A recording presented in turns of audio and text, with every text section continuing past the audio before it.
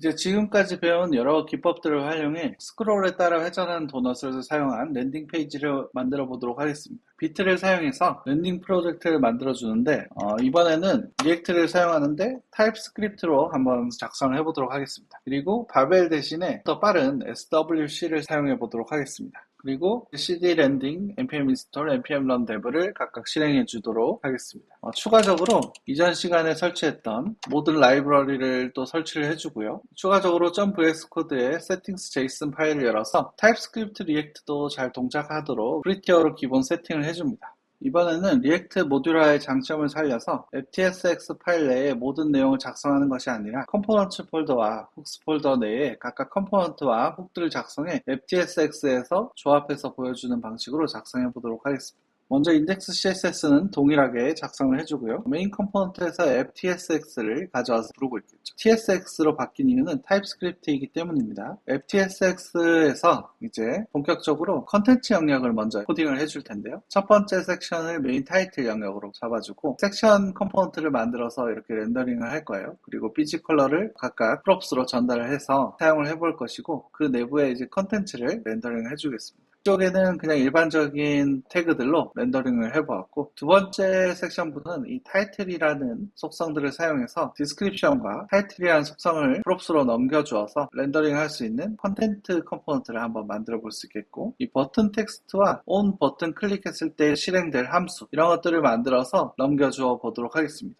핸들 올더 클릭을 하게 되면 시스템 메시지 박스를 보여줄 수 있도록 해보겠고 뮤직 이펙트에서 셋업 애니메이션 훅을 가져와서 이 애니메이션이 동작되는 것을 이 훅으로 빼서 작성을 해볼 수 있겠죠. 그리고 만약에 모바일 모드일 때는 이 use is mobile이라는 훅을 사용해서 모바일 상태를 가져올 수 있겠고 그 상태를 이 씬에 넘겨주어서 씬 컴포넌트를 렌더링 할 때 모바일 상태와 아닐 때의 구분을 한번 지어보도록 하겠습니다. 그래서 지금 보면은 FTSX에서는 이렇게만 작성이 되어 있고 나머지 세부적인 사항들은 각각 컴포넌트들을 나눠 가져와서 렌더링을 해보는 식으로 작성을 해보도록 하겠습니다. 먼저 장면을 렌더링 해야겠죠. 씬 컴포넌트를 선언할 텐데 아까 isMobile을 넘겨서 사용을 하게 되겠죠. 타입스크립트이기 때문에 이렇게 isMobile이 어떤 타입인지 미리 정의를 해줄 수 있겠고 이 JSDocs라는 문법을 사용해서 기본적으로 어떤 파라미터를 받고 이 파라미터의 props에 어떤 타입인지 정의를 해볼 수 있겠습니다. 우선 use3 훅을 사용해서 3JS의 카메라에 접근을 해가지고 카메라 위치를 조정을 해가면서 도너츠의 스크롤에 따라 변경을 해주는 부분은 동일하게 작성을 할 수 있겠고 여기서 이제 isMobile이라는 상태 값을 사용하게 되는데 모바일이라는 상태는 결국 isMobile 상태를 훅에서 받아오는데요. use isMobile이라는 훅을 결국 사용을 하는데 이 값은 리턴 값으로 불린 값 true pulse를 반환을 하게 됩니다. 살펴보면 media query add event listener change 이게 handle query change라는 함수를 선언을 해가지고 미디어 쿼리가 변하는 동작을 감지를 할 수 있는 순수 자바스크립트 메서드를 활용을 하는 겁니다. 그 부분을 활용을 해서 만약 미디어 쿼리 체인지가 매치 미디어로 맥스 위드 1024 픽셀 이하로 떨어졌을 때는 set is mobile이라는 상태를 use state 상태 관리로 할당을 해주어서 이 is mobile이라는 상태를 리턴을 해주는 훅을 하나 만들었습니다.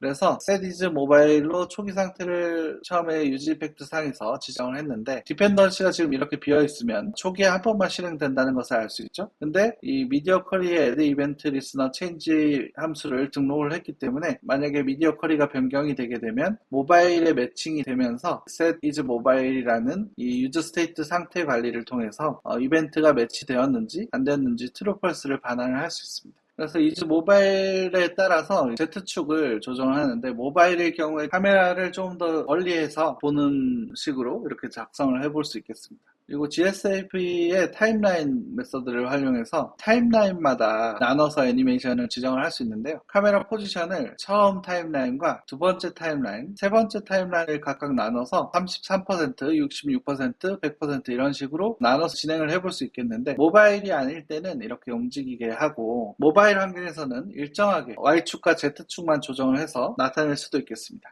유즈 프레임을 사용해서 매 프레임마다 카메라가 원점을 바라보도록 설정을 할 수 있습니다. 이 카메라 루켓이라는 메서드를 사용해서 카메라가 원점을 바라보도록 할 수 있겠습니다. 그러면 어떤 일이 발생하냐면 얘가 카메라가 움직이더라도 원점을 바라보기 때문에 물체를 정확하게 바라보는 것을 알 수 있죠. 카메라가 움직여도 이 원점을 바라보기 때문에 마치 멀어졌다가 가까워지더라도 항상 똑같은 위치를 바라보게 됩니다. 씬의 배경색을 설정을 하고 그리고 앰비언트 라이트 그리고 직사광, 디렉셔널 라이트 설정하고 왼쪽 아래에서 비추는 점광원 이런 것들을 설정하고 오른쪽 위에서 비추는 스포트라이트, 앵글, 페넘브라 그리고 인텐서티 캐스트 섀도우를 사용해서 각각 이렇게 지정을 해볼 수 있겠고 이 서스펜스 컴포넌트를 활용해서 도넛 컴포넌트가 로드되지 않았을 경우에는 나타나지 않도록 널 상태로 진행을 합니다. 그래서 도넛 컴포넌트가 나타났을 때 씬 객체가 렌더링이 되겠죠. 그래서 비동기 상태로 로딩 상태를 보여줘야 될 때 널 대신에 다양한 로딩 상태를 나타낼 수 있겠죠. 그리고 도넛 상태 그대로 이 프롭스로 받아온 이즈 모바일 상태를 또 넘깁니다. 그래서 도넛 컴포넌트를 들어가 보면 기본적으로 인터페이스에 이렇게 i를 붙이게 되는데요. 이거는 이제 관행이라고 볼 수 있겠고 i도넛을 사용해서 URL과 이즈 모바일을 전달을 받을 거다라고 미리 선언을 해놨습니다. 타입스크립트에서는 이렇게 인터페이스를 통해서 다양한 속성들을 어떤 타입인지 명시를 해놓고 타입 정합성을 높일 수 있습니다. URL과 이즈 모바일을 받아서 이 use glkf는 이전 시간에도 사용해봤죠. URL을 가져와서 씬 객체를 만드는데 이 씬을 오브젝트로 할당을 해야 되기 때문에 프리미티브 태그를 사용해서 오브젝트의 객체로 할당을 하고 그리고 그룹이라는 것을 사용해서 이 프리미티브가 여러 개 있으면 이 그룹으로 동일하게 적용할 수 있도록 그룹 래프와 스케일을 조정해서 사용을 해봅니다. 그러면 지금 여기에 있는 프리미티브는 모두 스케일이 1.5배가 되겠네요.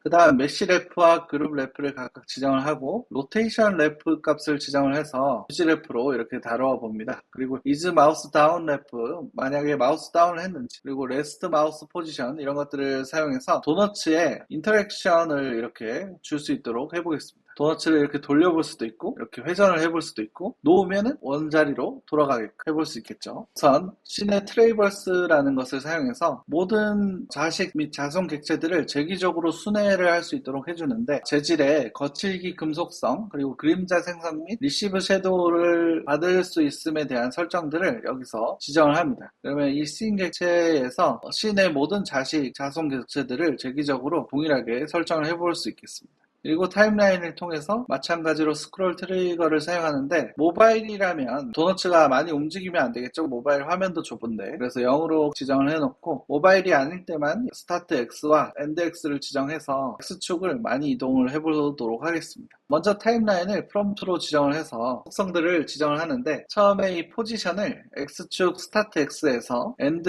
X로 이렇게 진행을 하는데 프롬프트로 작용을 하기 때문에 전체적으로 0부터 100%까지 진행이 된다고 보시면 되겠고 툴을 사용해서 커런트 스케일의 XYZ를 이렇게 지정을 할 수 있고 지금 회전하고 있는 회전 반경을 파이 속성을 사용해서 얼만큼 회전할지 반만 회전을 하는 부분도 있겠고 한 바퀴 회전을 하는 부분도 있을 텐데 X축으로는 반 바퀴 Y축으로는 한 바퀴 이렇게 360도를 돌 수 있도록 해주는 부분 그리고 그룹 래프를 사용해서 포지션을 지정을 해보는 부분이 있겠고 그리고 스케일을 또 조정을 해볼 수 있겠어요. 근데 여기 끝에 보이는 속성을 사용하게 되면 이전 애니메이션과 동시에 시작하는 애니메이션으로 만들어 볼 수 있습니다. 그래서 지금 이 프롬프트에 의해서 이 아래 애니메이션들이 동시에 진행된다고 보시면 돼요. 그래서 동시에 진행을 하고 그 다음에 X 포지션이 원점으로 이동을 하는 그와 동시에 스케일 값이 조정이 될 테고 그리고 그와 동시에 회전 반경을 지정을 해볼 수 있겠습니다. 그래서 카메라 무빙이 상당히 역동적인데요. 이렇게 지정을 해서 카메라 무빙을 해볼 수 있겠고 유즈 프레임을 사용해서 마우스 다운을 하지 않았을 때 이제 이 로테이션을 적용을 각각 해가지고 카메라 무빙과 함께 계속해서 회전을 하도록 할 수 있겠고 보시면 도너츠가 이렇게 돌아가는 것을 적용해 볼 수 있고 카메라 무빙과 함께 돌아가니까 조금 더 역동적이죠. 가만히 있을 때는 Y축 기준으로 계속 로테이션을 조금씩 돌아가도록 해볼 수 있겠습니다. 반복적으로 지금 조금씩 돌아가는 걸 볼 수 있죠. 그리고 마우스 다운을 하게 되면 이 마우스 다운 래프를 커런트를 true로 바꾸고 마우스 다운을 했을 때 마우스를 움직이게 되면 X축과 Y축을 이제 클라이언트 XY 마우스를 움직이는 만큼 레스트 마우스 포지션 랩 원래 마우스 포지션 기반의 X축을 마이너스해서 도형을 회전을 시킬 수 있도록 해주고 로테이션 스피드는 0.01로 해서 돌리는 만큼 어느 정도 돌아가게끔 진행을 해볼 수 있겠습니다. 그리고 마우스를 띄게 되면 마우스 다운 레퍼럴 커런트를 펄스로 만듭니다. 그래서 이벤트들을 이렇게 등록을 해주고 이렇게 했기 때문에 이렇게 마우스를 가지고 이렇게 돌려볼 수 있겠고 띄게 되면 원상태로 돌아가면서 원래 적용해놨던 애니메이션을 재생하게 됩니다. 도넛 컴포넌트에 대한 내용들이 끝났으니까 씬 컴포넌트에 대한 내용들도 이제 끝이 났죠. 그래서 조명들을 비추고 이렇게 각가지 해볼 수 있는 내용들을 적용을 해보았고 마지막으로 이제 셋업 애니메이션이라는 use GSAP라는 훅을 사용해서 셋업 애니메이션을 진행하는데 셋업 애니메이션에 GSAP를 등록을 해주고 use GSAP를 사용하지 않으면 GSAP 라이브러리를 사용을 할 수 없겠죠. 스크롤 트리거를 사용할 수 없겠죠. 그런 다음에 셋업 애니메이션이라는 함수를 하나 만들어서 GSAP util 메서드를 사용해서 fade-in이라는 이 선택자를 가진 요소들 FTSX에서 보면 지금 섹션 컴포넌트가 있고 지금 보면 props로 받아서 이렇게 렌더링을만 해주는 섹션 컴포넌트 그리고 컨텐트 컴포넌트가 있는데 이 컨텐트 컴포넌트 보면 JS fade-in이라는 클래스를 부여를 해놨어요. 그래서 각 섹션들의 요소들, 이 요소들이 어떻게 동작할지를 지정을 미리 컨텐트 컴포넌트에 해둔 상태란 말이죠. 그래서 뭐 버튼 텍스트가 있으면 버튼을 렌더링하고 이 버튼 클릭이라는 게 선택적으로 이제 들어오기 때문에 물음표로 지정을 해놨죠. 동작을 할 수 있게 들어오면 클릭 이벤트가 발생하고 페이드인 할 수 있게끔 미리 지정을 해놨는데 이 요소들을 순회를 하면서 GSAP from to를 사용해서 애니메이션을 또 지정을 할 수 있겠죠. 오퍼시티 0.5에서 Y축 100이면 이제 100%에 있다가 스케일도 작겠다가 2로 바뀌게 되겠죠. 이 2 객체로 바뀌게 되면서 오퍼시티 1로 바뀌고 Y축이 0으로 바뀌고 스케일이 1로 돌아오고 이런 식으로 애니메이션을 진행할 수 있고 GSAP에서 강력하게 동작할 수 있는 이 Power 2.out이라는 이징 효과를 통해서 조금 더 역동적으로 부드럽게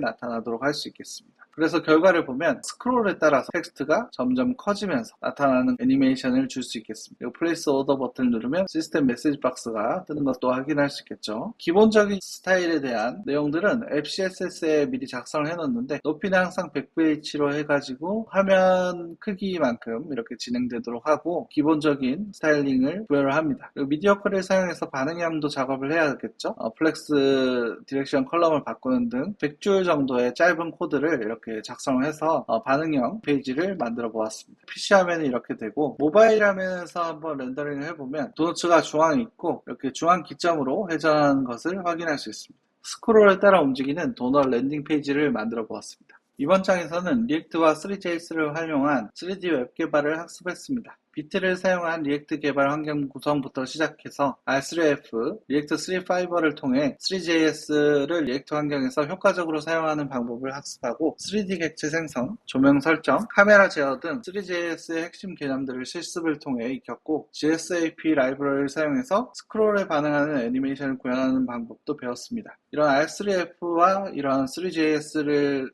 쉽게 사용할 수 있는 다양한 라이브러리를 활용해서 조금 더 가독성 있고 유지 보수성 있는 콘텐츠를 많이 만들어 볼 수 있으니 다양한 3D 환경의 웹페이지를 만들어 보도록 하세요. 감사합니다.